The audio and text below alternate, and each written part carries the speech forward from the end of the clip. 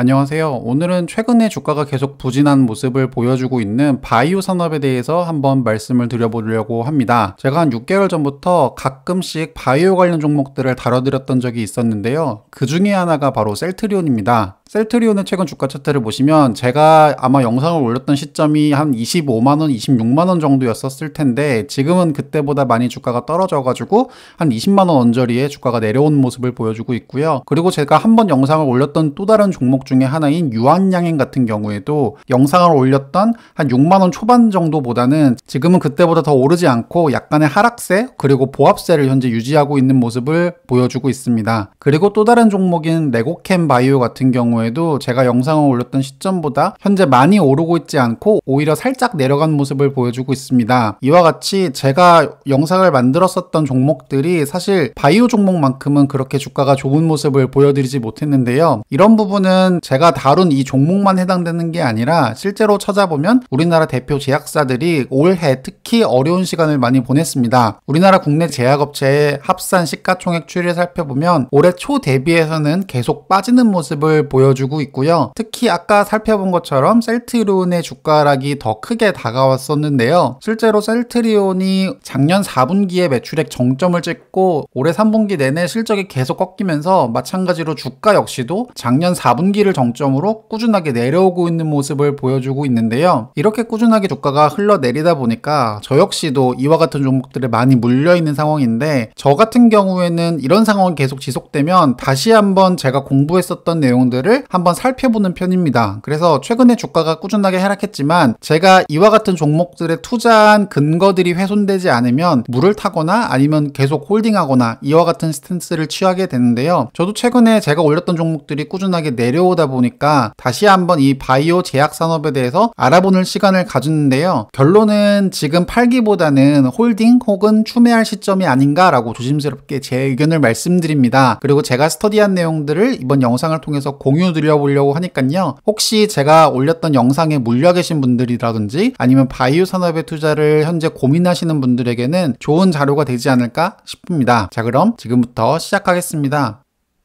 먼저 글로벌 제약 산업들이 현재 어떻게 돌아가고 있는지 다시 한번 체크해 볼 필요가 있지 않을까 생각하는데요. 우리나라 국내 바이오 제약 업체들은 주가가 굉장히 부진했지만 글로벌 제약 바이오 기업들의 매출액은 꾸준하게 지난 10년 동안 증가하고 있는 모습을 보여주고 있고요. 특히 눈여겨봐야 할 점은 이 매출액 대비 R&D 비중 역시 꾸준하게 증가하고 있다는 점입니다. 이것은 말 그대로 매출 증가가 연구개발로 이어지고 연구개발이 다시 매출의 증가를 이끄는 이런 선순환 사이클이 이루어지고 있다라고 우리가 해석할 수 있는데요. 실제로 글로벌 제약사의 현금성 자산 수준을 살펴보면 18년까지 꾸준하게 매출액이 증가함에 따라서 현금성 자산이 꾸준하게 쌓이는 것들을 보여주고 있는데 눈에 띄는 부분은 바로 18년 이후부터는 현금성 자산이 줄어들고 있다는 점입니다. 매출액은 이렇게 꾸준하게 오르는데 도대체 18년부터 21년까지 이 현금성 자산들은 어디로 갔을까요? 글로벌 제약사들은 어디에 돈을 썼을까요? 바로 정답은 벤처 캐피탈, 글로벌 VC 제약 바이오 기업들에 대한 재투자가 이뤄지고 있다는 점인데요. 실제로 현금성 자산이 줄어드는 이 시기와 맞물려서 이런 제약 바이오 기업에 대한 투자 건수나 규모가 급격하게 증가하는 것들을 우리가 확인할 수 있습니다. 그러니까 제약사들은 현재 돈을 굉장히 잘 벌고 그 잘 번 자금을 최근 3년간 강하게 재투자한 시기가 바로 이루어졌다라고 우리가 판단할 수 있는데요. 정리해서 말하자면 글로벌 제약 산업에는 현재 아무런 이상이 없다라고 저는 이해할 수 있었습니다.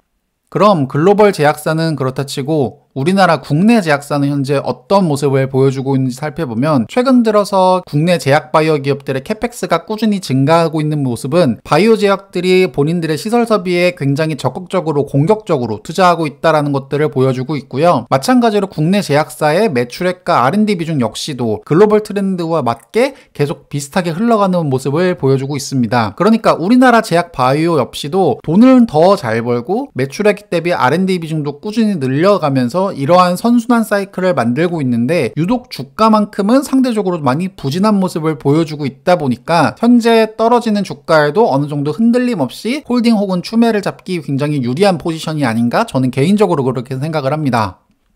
또한 바이오 산업의 시장 성장 속도가 사실 오히려 2020년 들어서 더 빠르게 성장할 거다라고 하는 전망들이 현재 대다수고요. 특히 많은 분들이 한 번쯤 들어보셨겠지만 바이오와 반도체는 절대 망할 수 없는 시장이다라는 말이 있듯이 바이오 의약품 시장은 인간의 수명과 직결된 시장이기 때문에 장수에 대한 욕구가 없어지지 않는 한 자연스럽게 더 커져갈 수밖에 없는 시장이다라고 우리가 생각할 수 있습니다. 또한 우리나라의 헬스케어 산업의 영업이익 증가율 역시도 세계 평균인 8% 대비해서는 거의 4배 가까운 수준의 현재 평가를 받고 있는데요. 시장 자체도 글로벌 제약 산업도 현재 꾸준하게 성장하고 있지만 우리나라 제약사의 영업이익 증가율이 이렇게 현재 높을 것이다 라고 전망을 하고 있는데 우리나라의 제약 바이오, 헬스케어 산업들의 주가가 꾸준하게 낮다라고 하는 것은 충분히 저평가 받는 국면이다라고 우리가 이해할 수 있겠습니다.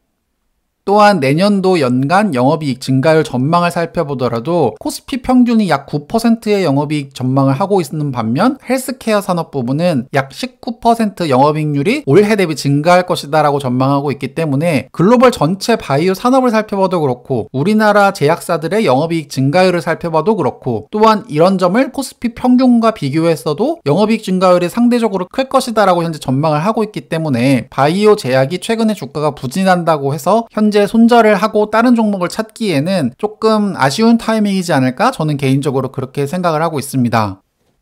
또한 제약바이오 지수 및 EPS 추이를 살펴보면 지난 2017년부터 현재까지 이 트렌드를 봤을 때 사실 바이오 기업은 본인들이 벌어들이는 능력보다 주가가 조금 더 우상향하고 있는 모습을 늘 보여줬습니다. 2017년 1월을 이제 100이라고 봤을 때 이익이 늘어날 것이다 라고 하는 기대치보다 주가가 늘 더 크게 움직이는 모습을 보여주고 있는데요. 하지만 최근에 주가가 계속 부진함에 따라서 특히 최근만큼은 오히려 이익은 더 늘어날 것이다 라고 보고 있는데 지수는 오히려 거꾸로 가는 모습을 보여주고 있거든요. 그래서 올해 2021년 바이오 지수의 현재 모습은 지난 3년간의 주가와 EPS와의 관계와는 상당히 괴리가 크다라는 것들을 알 수 있습니다. 그래서 이와 같은 패턴으로 만약에 계속 간다라고 한다면 결국 현재 주가가 이익 추정치를 따라잡는 모습을 2022년에는 좀 보여주지 않을까라고 하는 기대감이 현재 남아 있습니다. 그래서 이런 것들을 근거로 현재 바이오 종목들이 주가가 너무 재미없다고 해서 손절을 하시기에는 조금 아까운 타이밍이지 않을까? 저는 그렇게 생각을 합니다. 이러한 내용들을 바탕으로 최근에 신한금융투자에서 나온 레포트를 하나 살펴보면요. 신한금융투자가 2022년 제약바이오 업종에 대해 투자 의견 비중 확대를 유지함과 동시에 만약에 제약바이오 산업에 투자한다면 가장 매력적인 종목으로 3개를 꼽았는데요. 첫 번째는 삼성바이오로직스, 두 번째는 SK바이오사이언스, 그리고 세 번째는 바로 유한양행을 탑픽으로 꼽았습니다. KB증권도 마찬가지 모습을 보여주는데요. KB증권 내 바이오 탑픽을 살펴보면 탑픽은 삼성바이오로직스와 유한양행을 꼽았습니다. 최근에 나오는 신한금융투자 그리고 KB증권이 SK바이오사이언스에 대한 평가는 살짝 갈리지만 삼성바이오로직스와 유한양행에 대한 평가는 동일하다는 점을 봤을 때 바이오 제약산업에 대한 투자를 검토하시는 분들이라면 이 종목들을 최근에 좀 눈여겨볼 필요가 있지 않을까 그렇게 생각하는데요. 그래서 지금부터는 삼성바이오로직스와 유한양행을 왜 이 두 증권사가 강하게 추천을 하고 있는지 그 이유를 같이 한번 살펴보도록 할게요. 먼저 들어가기 앞서서 이 유한양행은 특히 내년도가 많이 기대되고 있는 종목 중에 하나다라고 우리가 볼 수 있는데요. 제약바이오 내 영업이익 성장률 추이를 살펴보면 제약바이오 산업이 아까 코스피 평균보다 훨씬 더 높은 영업이익 증가율을 기대할 수 있다라는 점을 봤었는데 그 중에서도 바이오 제약 내에서도 어떤 종목이 제일 많은 영업이익률이 증가할 것인가 라고 하는 전망을 신한금융투자에서 했을 때 유한양행이 올해 대비 내년도의 영업이익 증가율이 무려 130%가 될 것이다 라고 하는 점을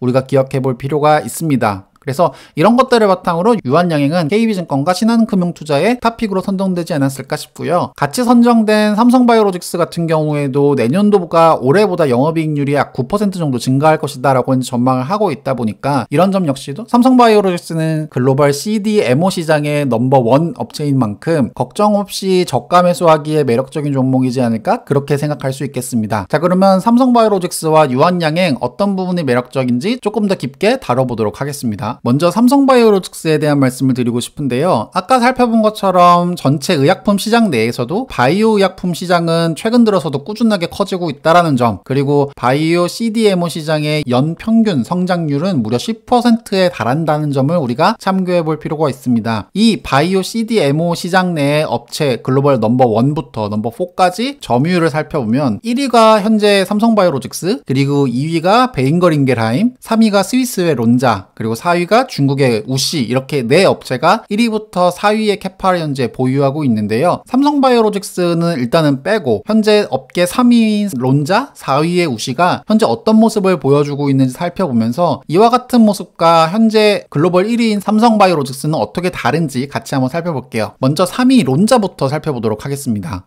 론자바이오 CDMO 매출과 영업이익 증가율은요, 최근 들어서 꾸준하게 매출액은 더 폭발적으로 증가를 하고 있었고, 영업이익률 역시도 무려 최근 들어서는 20%를 상회하는 모습을 보여주면서 정말 안정적으로 커가고 있습니다. 아까 살펴본 것처럼 바이오 CDMO 이 시장 자체가 꾸준하게 성장하고 있기 때문에 그 시장 내의 상위 업체들은 당연히 이와 같은 영업이익률을 누릴 수밖에 없는 상황인데요. 이렇게 안정적으로 커져나가고 있다 보니까 최근에 론자의 주가 추이 역시도 올해 들어서도 거의 2배 가까이 오를 정도로 꾸준하게 상승하고 있는 모습을 보여주고 있습니다. 업계 3위인 론자가 이런 모습을 보여줬고, 4위인 우시 같은 경우에도 비슷한 모습을 보여주고 있는데요. 우시 같은 경우에도 매출액 꾸준하게 증가하고 있고 영업이익률 역시도 꾸준하게 상승하는 이런 안정적인 모습을 보여주면서 주가 역시도 올해 초 대비해서는 현재 더 많이 올라와 있는 상황이다라는 점을 볼 수 있습니다. 업계 3위인 론자와 4위인 우시가 이와 같은 좋은 모습을 보여주고 있는데, 반면에 1위인 삼성바이오로직스는 어떤지 한번 살펴보면요. 일단 공장 가동률과 영업이익 자체는 문제가 없어요. 실제로 공장 가동률도 시장에 예상하는 것보다는 현재 실제 가동률이 훨씬 더 좋은 상황이고, 이런 것들을 바탕으로 영업이익률 역시도 작년 대비해서도 꾸준하게 올라가고 있는 모습을 보여주고 있는데, 아쉽게도 주가만큼은 올해 초 대비해서 크게 달라지지 않는 모습을 보여주고 있습니다. 업계 3위인 론자도 주가가 꾸준하게 좋고 4위인 우시마저도 주가가 올해 초 대비해서 많이 상승을 했는데, 업계 1위인 삼성바이오로직스만이 주가가 상당히 부진하다는 거 쉽게 납득하기 어렵지 않을까 생각합니다. 합니다. 그리고 공장 가동률이 꾸준하게 좋고 영업이익률이 꾸준하게 좋은 상황에서 삼성바이오로직스에 대한 투자는 내년에는 이와 같은 것들이 좀 눈높이를 맞춰가지 않을까라고 생각을 하게 되는데요. 그래서 이런 것들을 바탕으로 삼성바이오로직스는 주가가 내려올 때마다 안정적으로 매수해도 괜찮지 않을까라고 생각을 하고 있습니다.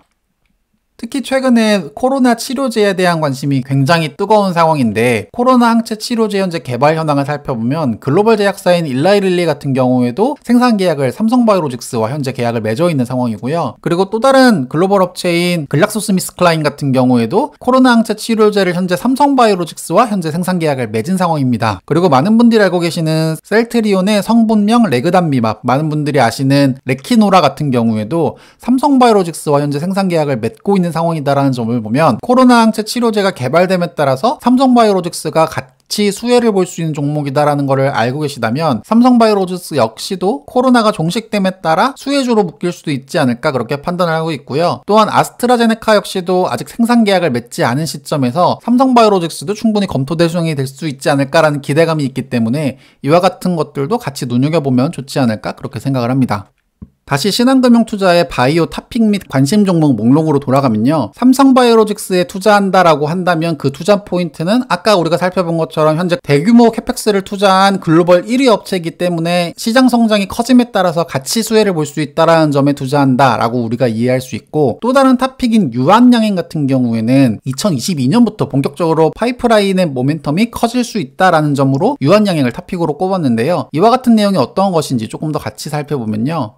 아무래도 바이오 기업 같은 경우에는 인상, 2상, 3상 이와 같은 결정들이 주가의 큰 모멘텀이 될 수밖에 없습니다. 현재 유한양이 준비하고 있는 파이프라인 현황을 살펴보면 가장 눈에 띄는 건 바로 이 렉나자, 비소세포 폐암 치료제인 렉나자라고 볼 수 있는데요. 이 렉나자가 단독요법으로 현재 글로벌 3상에 진행되고 있다라는 것도 중요하지만, 많은 전문가들이 기대하고 있는 점은 글로벌 제약사인 얀센의 아미반타맙과 함께 썼을 때 효과가 크게 좋다라는 점을 많이 기대를 하고 있는데요.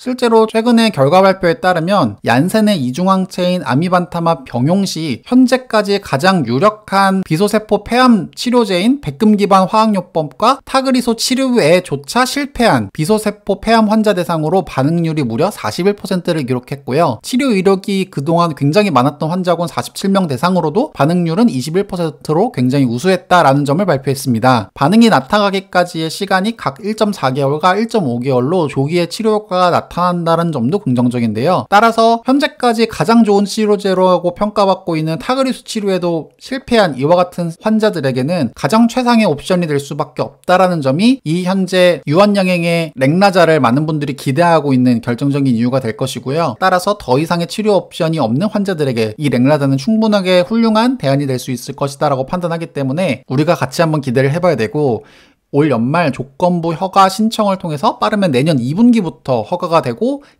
시판이 될 것이기 때문에 최소 내년 중반까지는 좀 같이 길게 보고 투자하시는 게 어떨까라고 우리가 생각할 수 있겠습니다. KB증권도 유한양행을 적극적으로 추천하면서 이 렉나자만으로도 현재 투자 가치가 충분하다라고 하는 레포트를 발표한 만큼 유한양행이 최근에 주가가 부진한다고 해서 현재 던져버리기보다는 주가가 많이 내려왔을 때마다 부담 없이 매수하시면서 물량을 모아가시는 전략으로 가는 것이 어떨까, 저는 개인적으로 그렇게 생각을 합니다.